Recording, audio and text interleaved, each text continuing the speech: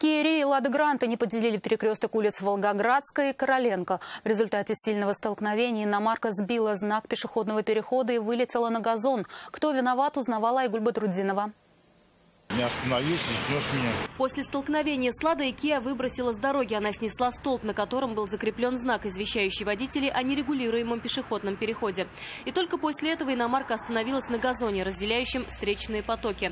«Лада Гранта» осталась на проезжей части. Ее развернуло на 90 градусов. Он ехал по Волгоградской в сторону Ибрагимова, на перекрестке начал совершать поворот налево. Пренебрег светофором и стоп-линией. Водитель «Лады», по утверждениям таксиста, выехал на перекресток на запрещающий сигнал светофора. Уроженец Узбекистана плохо разговаривал по-русски. И объяснить, как и почему, по его мнению, произошла авария, не смог. Говорят, что вы на красный выехали. Это правда? Нет.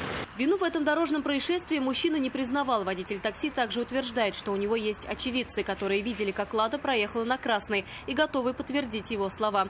К счастью, в результате мощного столкновения люди не пострадали. И по счастливой случайности на пешеходном переходе не было прохожих. Все обстоятельства произошедшего предстоит установить автоинспекторам.